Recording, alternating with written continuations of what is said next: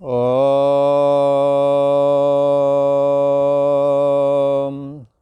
अखण्डमण्डलाकारं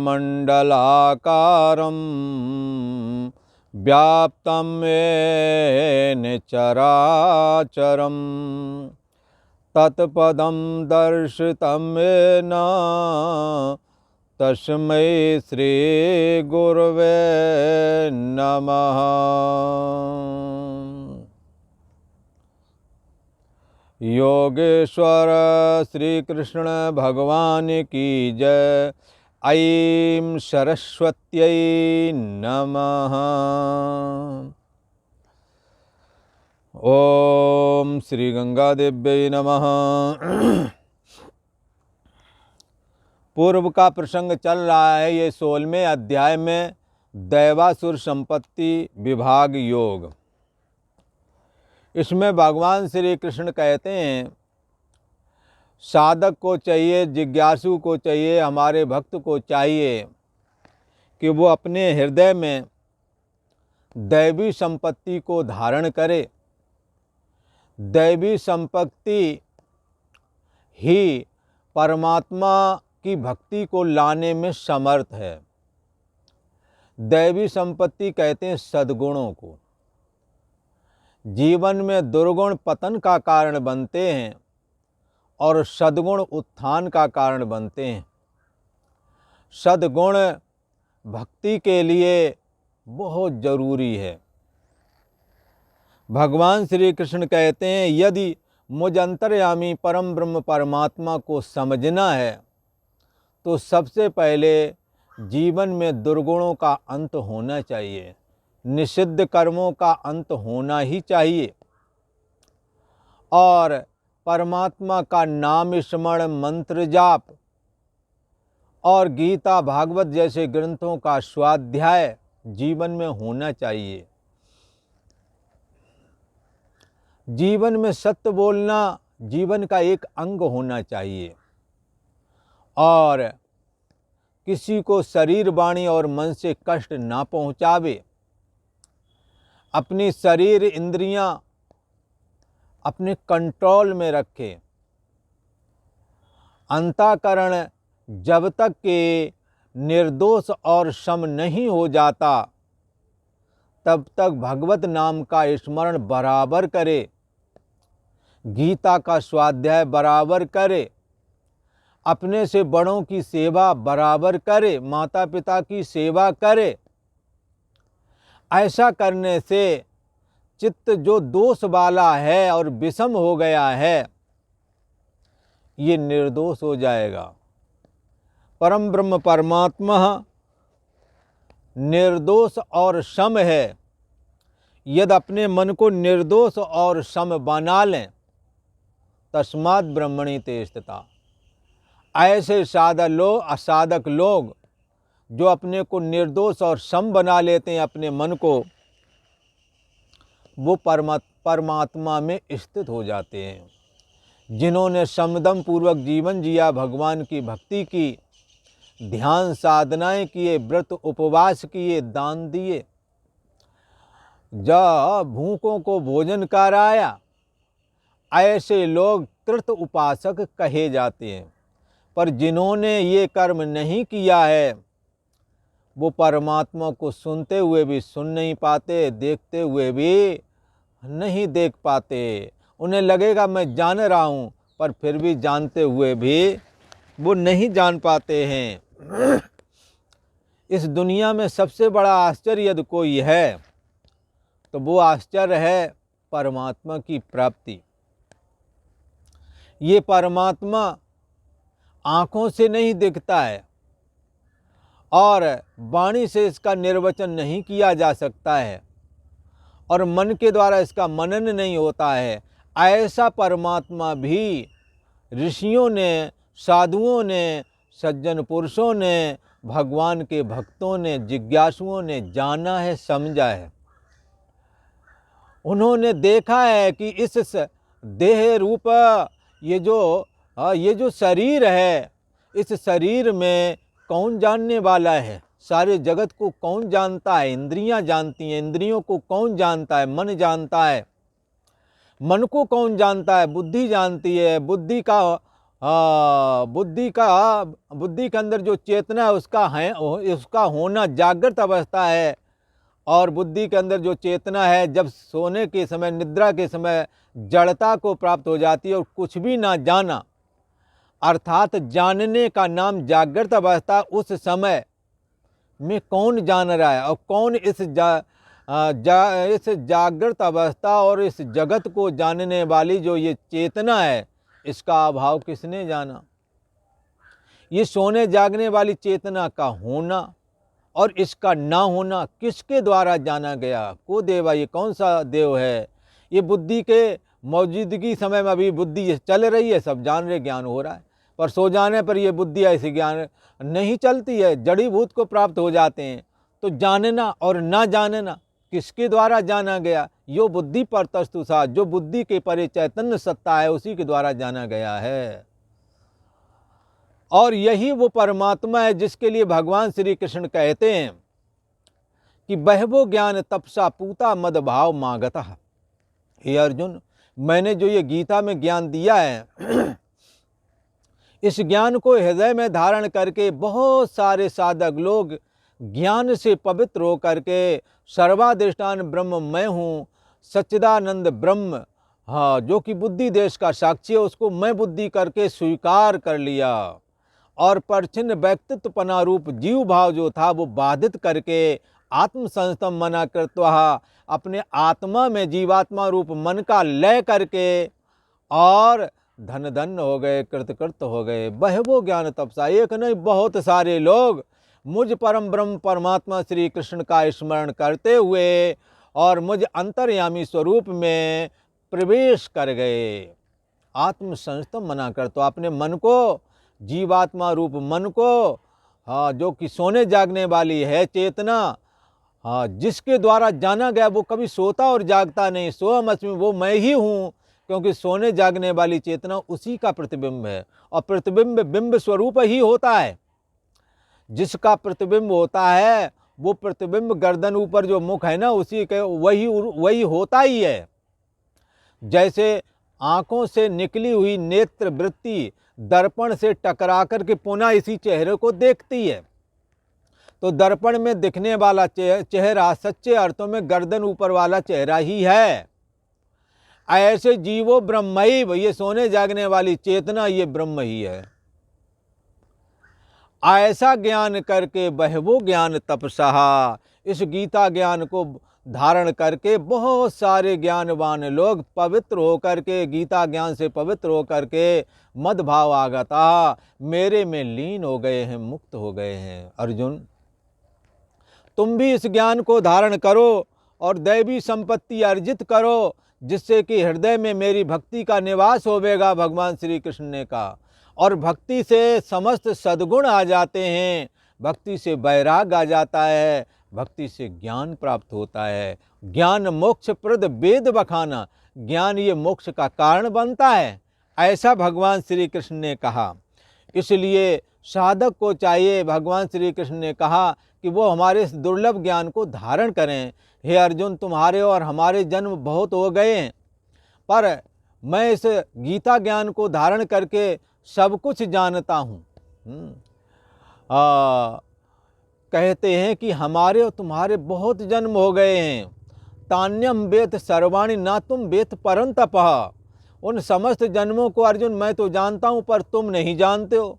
क्यों नहीं जानते हो? क्योंकि तुम्होंने जो ज्ञान हमारे को प्राप्त है वो तुम्हें नहीं प्राप्त है। हे अर्जुन, तुम भी वही ज्ञान धारण करो जिस ज्ञान को मैं धारण करता हूँ। ये दुर्लभ गीता का ज्ञान तुम्हें भी सब कुछ जाना हुआ हो जाएगा। हाँ, तान्यम वेद सर्वाणि, जैसे मैं सब कुछ जानता हूँ तुम भी सब कुछ जान जाओगे। ये अंतर्यामी आत्मा सर्वरूप यत स्यात् सर्वत्र, ये सब जगह है और हमेशा है, और यही सबको जानने वाला है। कि चींटी के पग घूंघर बाजे सो साहेब सुनता है। ये मन अत्यंत सूक्ष्म है, इसलिए इसको चींटी की उपमा दे दी।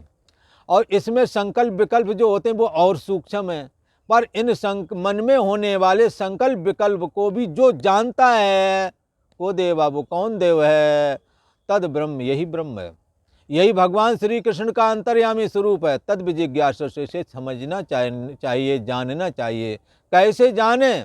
बोले गीता सुन के, उपनिषद सुन के, भागवत सुन के, रामायण सुन करके जानो। एको देवा, एक ही देव है जो सब में समाया हुआ है। वो कहाँ है? वो देवकी पुत्र है। वो देवकी के यहाँ पुत्र के रूप में जो आया है ना, वो वही वाला देव है जिसके लिए वेद नेति नेति कहते हैं। ये नहीं, ये नहीं, स्थूल जगत परमात्मा नहीं, सूक्ष्म जगत परमात्मा नहीं, माया परमात्मा नहीं, इन तीनों का जो आश्रय प्रकाशक चैतन्य ब्रह्म है, सच्चिदानंद ब्रह्म है, यही वो परम ब्रह्म परमात्मा है। इन तीनों को जो जानता है, तुम्हारे देह को जो जानता है, तुम्हारे मन को भी जानता है और तुम्हारी बुद्धि को भी जानता है, को देवा, यही ब्रह्म है, वो ब्रह्म है। और यही भगवान श्री कृष्ण है जो सबकी आत्मा बने हुए हैं। इसलिए एको देवा, जो एक देव की बात, एको देवा सर्वभूतेषु गूढ़ा, जो वेदों ने इस बात को कहा है, वो एक देव कहाँ है? बोले देवकी पुत्र है। वो देवकी के यहाँ पुत्र रूप में अवतीर्ण हुआ है भगवान श्री कृष्ण के रूप में। इसलिए भगवान श्री कृष्ण ने कहा कि तुम हमारी गीता सुगीता, अपनी हमारी गीता को अच्छी तरह से सुनो। दूसरे शास्त्रों को पढ़ने की तुम्हें जरूरत नहीं रह जाएगी। पढ़ो, तुम्हारी इच्छा है, मना नहीं किया, पर अगर तुम गीता को पढ़ लोगे ना, तो और शास्त्रों को तुम्हें पढ़ने की, समझने की जरूरत रह ही नहीं जाएगी। कि मन नहीं शास्त्र विस्तरी, तो हमारी बात, हमारी गीता को अच्छी तरह से समझो, कुछ भी नहीं और पढ़ने की जरूरत पड़ेगी। और क्या करें? मेरे नाम का स्मरण करो। भगवान कहते हैं गंगा नहाओ, हमारा स्मरण करो। हमारे 1000 नाम में विष्णु सहस्र नाम स्त्रोत। ओम विश्वम विष्णुर्वखटकारो भूत भव्य भवत प्रभो, ये पहले ही श्लोक है विष्णु सहस्र नाम का। अगर बंधुओं, विष्णु सहस्र नाम लगभग 106-107 श्लोक हैं जो जिनमें भगवान के नाम आते हैं। शुरुआती दौरान भी 12, 14, 15 श्लोक हैं जो उनके भगवान की महिमा का कथन करते हैं। और लास्ट में विष्णु सहस्रनाम के पाठ करने का क्या फल है, ये भी उसमें दिया हुआ है। तो पर भगवान के नाम वाले जितने भी श्लोक हैं वो लगभग 107 के लगभग शायद हैं, याद कर लेना चाहिए। यदि ये नहीं कर सकते तो भगवान ने बहुत सुंदर और सारे नाम बताए हैं, उनका स्मरण करना चाहिए। भगवान श्री कृष्ण ने कहा ये जो भगवान हमारे 1000 नाम हैं, इनका तो जप करे, गीता का स्वाध्याय करें और हमारी सेवा करें। बोले कैसे सेवा करें? अरे भाई, साधुओं की सेवा ही हमारी सेवा है। बोला अच्छा, बाकी में अब नहीं भगवान है क्या? अरे साधु सेवा भगवान की सेवा है, माता पिता की सेवा भगवान की सेवा है। हारे बीमारी में जो परेशान है उसकी सेवा करना भगवान की सेवा है। जरूरतमंद के काम आ जाना भगवान की सेवा है।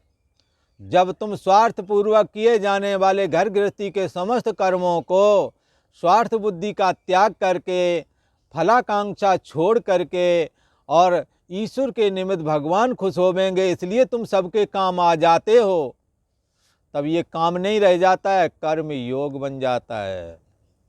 कर्म ही पूजा है, ये बात हो जाती है उसके जीवन में।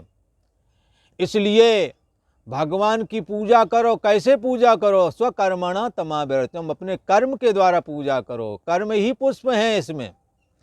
इसलिए अपने ये काम कहाँ से शुरू करें? बोले अपने घर से, कहीं से बाहर से नहीं। दान कहाँ से दें? बोले अपने घर से। जो ज़रूरत है पहले उनका काम निकालो ना। अगर तुम अपने लोगों को दे लोगे तो दूसरों को भी दे लोगे। अपनों को तो चिड़चिड़ा करके दूर भगाते रहते हो, दूसरी जगह जाते हो व्यवहार बनाने के लिए, वहाँ कुछ ना कुछ दे के भी आते हो। हाँ, तो क्या है, भगवान श्री कृष्ण कहते हैं स्वार्थ बुद्धि का त्याग करके जब कोई काम किया जाता है, शरीर वाणी और मन से निषिद्ध कर्म ना करे, शरीर वाणी और मन से जो भी काम करे शुभ कर्म करे और कामना ना रखे, चाहे वो अपने परिवार हो चाहे परिवार के बाहर हो, वो कर्म नहीं, कर्म योग बन जाता है। इससे भगवान खुश होते हैं। कहते हैं एक ही देव है, वो देवकी के पुत्र के रूप में अवतीर्ण हुआ, उसी की सेवा करो, उसी का नाम जपो, उसी की जो गीता है वो पढ़ो। अच्छा, उसकी सेवा कैसे होगी? नर सेवा नारायण सेवा। जरूरतमंद के काम आ जाना, बदले में कुछ ना चाहना, नारायण सेवा। ये कर्म नहीं, कर्म योग है। इसलिए बहिर्भू ज्ञान तपसा, हमने जो युक्ति बताई है परमात्मा की प्राप्ति की, कि तुम जहां हो जैसे उन्हीं कर्मों के द्वारा स्वकर्मणा तमाभ्यर्चः, मेरी अभ्यर्चना करो, मेरी पूजा करो। सिद्धम विन्दति मानवः, इन्हीं कर्मों से मैं तुम्हें प्राप्त हो जाऊंगा। भगवान के हजारों नाम हैं, भगवान ने कई स्तोत्र ऐसे बताए हैं जिनको पाठ कर लो 1000 नाम के बराबर फल है। जैसे भगवान शिव जी का ये ज्योतिर्लिंग का स्मरण करे तो 7 जन्मों के पाप नष्ट हो जाते हैं। ये करो धीरे धीरे करके। ऐसे भगवान विष्णु के 1000 नाम नहीं होते, एक जगह दिए हुए हैं भगवान की 28 नाम 3-4 श्लोक में हैं, उनका स्मरण करो। 1000 नाम के बराबर बड़ी महिमा है भगवान श्री कृष्ण, कोई साधारण नहीं है। वो एको देवा सर्वभूतेश गुणा वाला ही तो एक वही देव तो आया है, देवकी पुत्र एको देवा, वही एक देवता देवकी के पुत्र में आ गया है। इसलिए बड़ा सहज हो गया हम लोगों को। उन्होंने अपनी महिमा बताई, उन्होंने बताया किस तरह से मैं सब में समाया हुआ हूँ, कैसे तुम्हें प्राप्त हो। भगवान बोले हमारा नाम जपो, हमारी सेवा करो। बोले तुम्हारी सेवा? बोले मानव सेवा हमारी सेवा, अपने माँ बाप की सेवा हमारी सेवा। धन से करो, बुद्धि से करो, शरीर से करो, आकांक्षा कुछ कर रखो मत। इन्हीं कर्मों के द्वारा तुम भगवान का भजन कर लोगे। जब सबरी को झाड़ू लगाना भजन हो सकता है तो तुम्हारा झाड़ू लगाना भजन नहीं हो सकता। तुम जाओ मंदिर में झाड़ू लगाओ, साधुओं के यहाँ झाड़ू लगाओ, और जो बुजुर्ग माँ बाप बैठे जिनको कमरा साफ नहीं हो साफ कर आओ जा करके। जो हारी बीमारी वाले उनको जरा थोड़ा दवा दारू दिला जाओ, हो जाएगी सेवा। गरीब गुरबा की मदद कर दो, काम में आ जाओ, दरिद्र नारायण की सेवा हो जाएगी। यही तो है भगवान श्री कृष्ण की सेवा। अपने कर्म के द्वारा करो ये पूजा, क्या होगा? सिद्धम विन्दति मानवः। भगवान श्री कृष्ण कहते मुझ परम ब्रह्म परमात्मा की उसे प्राप्ति होगी। इसलिए तुलाधार बनिया अपनी दुकान करता हुआ भगवान की भक्ति भी करता रहा, उसे दुकान नहीं बाधा पहुंचाई। सदन कसाई, बाप दादे से वो काम चला आ रहा था, क्या करे वही करने लगा। और बाप दादे का जो काम होता है चाहे जैसा वो बुरा नहीं होता है, परंपरा से आ रहा ना उसका, वो करता था। भगवान खुश थे। इसलिए कर्म कोई अच्छा या बुरा नहीं होता बंधु, इरादा अच्छे या बुरे होते हैं। अगर इरादा ठीक है तो सब ठीक है। हाँ, इसलिए जिसकी जैसी नियत तैसी ताकि बरकत। हमों अपने नियति साफ रखना है, मन को निर्मल बनाना है। क्यों बनाना है? भगवान श्री कृष्ण को हृदय में जो लाना है। इसलिए भगवान श्री कृष्ण कहते हैं अर्जुन, ये दैवी संपत्ति जो धारण करता है, ये दैवी संपत्ति जो है हमें प्रिय है। दैवी संपत्ति के लोग समाज को नुकसान नहीं पहुंचाते, समाज का उत्थान करते हैं, उन्नति करते हैं। परंतु आसुरी संपत्ति वाले हाँ समाज को नष्ट करने में उतारू रहते हैं। तो किसी ने कहा महाराज वो आसुरी संपत्ति वालों के क्या गुण होते हैं, उनका भी बताओ, वो दुर्गुण कौन से हैं जिससे वो दुनिया को नाश करने पर उतारू रहते हैं। भगवान श्री कृष्ण कहते हैं अर्जुन, यदि तुम पूछते हो तो बता रहा हूँ, सुनो संक्षेप से पर कहूँगा। ठीक है महाराज, संक्षेप से सुना दो। दंभो दर्पोऽभिमानश्च क्रोधा पारुष्यमेव च अज्ञानं चाभिजातस्य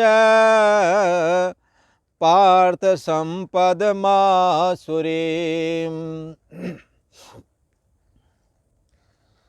भगवान श्री कृष्ण कहते हैं अर्जुन, घमंड करना, दंभाचरण कहते हैं दिखावा। अब दिखावा के लिए हम बताऊं, एक जगह क्या था, बहुत सारे लोग रहते थे साधु संत, तो उसमें एक कोई ऐसे दिखावटी वाला भी आ गया। अब साधुओं को सुबह नहाना होता है और उसने कहा यार उसने मन में विचार, यार मैं कैसे नहाऊं, ठंडी बहुत है, और साधु तो हिम्मत करके डेली नहाते हैं तो डेली नहा लेते हैं अपना। अब उसने क्या किया, अपना अंदर वाले कपड़े पानी में डुबो करके और बाथरूम में जाकर और खूब इधर उधर पानी उलीचा, फैलाया, और फैलाने के बाद बाहर निकल आया और कपड़े अंदर वाले फैला के डाल दिए। बोले और कितने दिन भर, क्यों भाई तुमने नहा लिया? बोले हाँ नहा लिया, कपड़े पड़े उधर। इसको कहते दम्बाचरण, दिखावा। नहाए नहीं पर नहाने का दिखावा कर रहे हो। और भगवान को सब चीज़ चलती पर ये दिखावा नहीं चलता है, उन्हें बहुत गुस्सा लगता है। 10 रुपये की सामर्थ्य नहीं, 1000 की बात करते हो। हाँ, जो तुम्हारे पास है नहीं वस्तु, वो उस वस्तु को तुम दिखा रहे हो, कुछ का कुछ दिखाना। भगवान श्री कृष्ण कहते हैं दंभाचरण से हमें बचना चाहिए। और दर्पा, घमंड, सुंदर रूप भगवान ने देखिए, बड़ी घमंडी। जो सीधे साधे लोग, बेचारे मेहनती लोग, और मेहनत करने से उनकी चमड़ी थोड़ी उतनी सुंदर नहीं लग रही, उनको ऐसे देखते हैं मानो पता नहीं कहीं से जानवर छोड़ के दिया, जंगल से आया हुआ है, वो आदमी नहीं है क्या? रूप के ऐंठ में अकड़े, कुछ का कुछ बोले चले, हंसी उड़ाएंगे। ये देखो आ गया। अच्छा, इससे बचना चाहिए हमें, ये गलत बात है। यीशु सब में समाया हुआ है।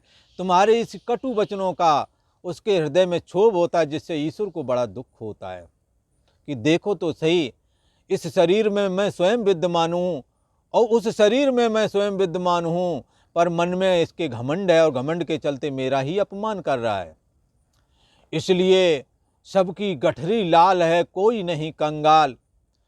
हाँ, एक नूर से सब जग उपजा, कौन भले को मंदे। एक ही परमात्मा से सब उत्पन्न हुए, कौन गंदे हैं और कौन अच्छे हैं, क्या कहें। मन ही अच्छा होता है, मन ही दुर्गुणों को, दुर्व्यसनों को धारण करता, गंदा बन जाता है। मन के गंदे होने से मन के पीछे विद्यमान परमात्मा कोई गंदा थोड़ी ना हो गया है, और मन के अच्छे होने पर मन के पीछे विद्यमान परमात्मा अच्छा नहीं हो गया, वो अच्छा है ही पहले से है। इसलिए राम झरोखा बैठ के सबका मुजरा लें। भगवान राम बुद्धि के और मन के पीछे बैठ करके तुम्हारे सारे कर्म देख रहे हैं, और जाकी जैसी चाकरी ताको दैसा दें। शुभ और अशुभ कर्म जो करते हो आप, इन कर्मों को वो जानता है। शुभ और अशुभ कर्म अनुसारी, ईश देत फल हृदय विचारी। ईश्वर जो है हृदय में विचारता रहता है, इसने ये अच्छा काम, ये बुजुर्गों के काम में जिनका कोई नहीं था, उनके काम में कैसे वक्त आया। इसने कमरे का झाड़ू पोंछा भी किया और सारा काम किया, पर बदले में कुछ लिया नहीं। हमें स्मरण आता है, हमारे आश्रमों में कई बार बुजुर्ग संत जिनका कोई नहीं रहता है, आगे पीछे सब पैसा भी नहीं है, तो सेवा शुश्रूषा प्राय करके कम ही हो पाती है। पर एक जगह एक संत का शरीर अस्वस्थ था और किसी कारण फ्रैक्चर आ गया था पैरों में, एक्सीडेंट की वजह से। और एक दंपत्ति आए, पति और पत्नी। उन्होंने कहा महाराज हम इनकी सेवा करेंगे। तो उन्हें लगा, जो वहाँ महंत थे, उन्हें लगा कि यार इन्हें कुछ देना पड़ेगा, सेवा तो करोगे पर भाई क्या है तुम्हारे। बोले हमने लेना कुछ नहीं, मेरा दिल है करता है कि मैं किसी के काम आ जाऊं, क्योंकि हमारे गुरुजी ने बताया है कि असहाय की मदद करना। हमने किसी असहाय की मदद नहीं की, इसलिए मैं इनकी सेवा करता रहूँगा। और उन्होंने अंतिम समय तक उनको कपड़े धुलना, उनके कमरे का पोंछा लगाना, यहाँ तक कि अति वृद्ध होने पर और ये एक्सीडेंट हो गया तो शौचालय आदि भी उन्होंने उठा करके बैठाया, ये सारे काम किए। भगवान श्री कृष्ण किस पर खुश होवेंगे? स्वकर्मणा तमाभिर्चः, अपने कर्म के द्वारा पूजा की है, आप भी करें।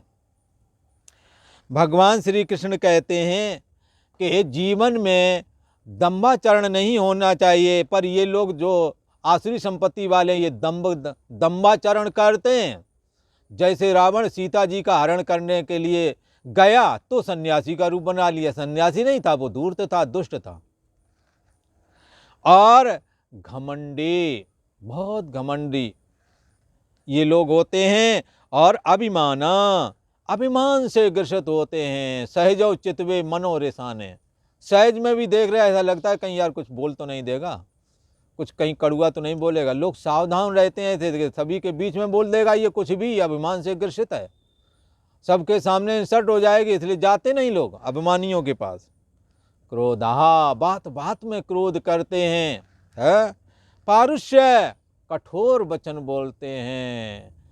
कहते हैं आपस में खड़े थे एक जगह एक लोग, उनका सीधा साधा आदमी बेचारा, वो इधर उधर की बातें करे, न वो हाँ करे ना करे, अपना खड़ा था, उसका मतलब। तब किसी ने कहा ये तो कुछ बोल नहीं रहे। अरे मैं इन सीधे लोगों को जानता हूँ, इनके पेट में दांत होते हैं लो, अब लेना न देना, तुम बात कर रहे किसी कर रहे, अब वो बेचारा खड़ा ये बोल रहे, ये क्या है? परुष वचन। ये परुष वचन बोले नहीं कबहू, कड़ुए वचन कभी नहीं बोलना चाहिए। ये है आसुरी संपत्ति वाले लोग। और कैसा है? अज्ञानम, कुछ भी नहीं जानते हैं, पर पैसा है, लोग कुछ हैं, तो इसलिए वो सब तरह की, हाँ, पर कहावत कहते हैं पर तान है। हाँ, लेटे लेटे करके, हाँ, हुक्म चला में, किसी काम के नहीं, कोई अकल नहीं, कोई गुण नहीं, कहीं पढ़े लिखे नहीं, कोई शास्त्र ज्ञान नहीं, पर धन है। लोग हैं 2-4-10 उपद्रवी वैसे वाले जैसे वो है। अज्ञानजम, अज्ञान से भी ये लोग ग्रसित होते हैं, पर करते उठे ही पटांग है। आसुरीम संपदम अभिजातस्य, ऐसा यदि तुम कहीं देखना अर्जुन तो समझ लेना ये आसुरी संपत्ति को लेकर के ही पैदा हुए हैं, ये पूर्व जन्म के हैं ही उपद्रवी। इसलिए नरक भोग के जो आते हैं और अतिशय पापात्मा जो होते हैं, उन्हें ईश्वर काना को बड़ा लंगड़ा आदि, हाँ, करके पैदा करते हैं। इसलिए जो जहाँ तहाँ सड़कों बैठे मिलते हैं ना मांगते आते, ये वही है। पर इनके आप कभी अध्ययन करना, ये लोग इनका अपमान, इनको मारना पीटना ना चाहिए, और इनकी ज़रूरत के काम जो जैसे भोजन कपड़ा आदि है इन्हें देना चाहिए। पर ये लोग जब लड़ें, इनका जब देखोगे तो इनकी आदतें बड़ी विलक्षण होती हैं। इनके देने का तो पुण्य है, पर इनको मारने का पाप बहुत ज़्यादा, क्योंकि ये दैव के द्वारा पहले ही मारे हुए हैं, इसलिए इनको और जब ये लड़ते हैं तो महा ऊट पटांग बोलते हैं। पर फिर भी शास्त्र ने कहा अंधे कुबड़े कूड़े जो लोग हैं, कुष्ठी आदि हैं, इनकी मदद करते रहना चाहिए, क्योंकि ये दैव के द्वारा दंडित हैं। तो क्या है, ये नरक भोग के आए हैं और ऊट पटांग काम करते हैं, ये इनकी पहचान है। और जरा सा इनके पास हो जाएगा तो ये लक्षण जितने बताए ये सब हैं। भगवान कहते हैं कि तुम्हें हमने ऐसा शरीर दिया, इसमें तुम आदत की सुधार करो, तुम्हें अच्छा शरीर दे देंगे, और जो नहीं करोगे तो फिर वहीं फेंक देंगे। तो क्या है, ये जो है, ये लोग आसुरी संपत्ति को लेकर प्रकट हुए हैं, नरक भोग के आए हैं। इन्हों के पर दया भाव हमें अवश्य रखना है, पर इनकी गलत आदतों को नहीं स्वीकारना है, इनके गलत आचरणों से बचना है। हमने उज्जैन का महाकुंभ चल रहा था, उस समय वहाँ काने कुबड़े वो जितने होते ना, कोई घसीट रहा, कोई कैसे, वो सब इकट्ठे हो गए और उनका हो गई लड़ाई। तो वो लड़ाई करी उन्होंने कि वो रोड ही जाम कर दिया। तो क्या है कि आसुरी संपत्ति वाले लोग भी इस तरह से दिखते हों तो आंकड़ा लगा लेना चाहिए। भगवान श्री कृष्ण कहते हैं, हे अर्जुन, दंभ घमंड और अभिमान और क्रोध और कठोर वचन बोलना और अज्ञानता से ग्रसित अंतःकरण वाला ये जो जीवात्मा है, ये जो लोग हैं, ये आसुरी संपत्ति को लेकर के उत्पन्न हुए हैं, ऐसा समझना। और आज इतना ही। ओम शांति शांति शांति।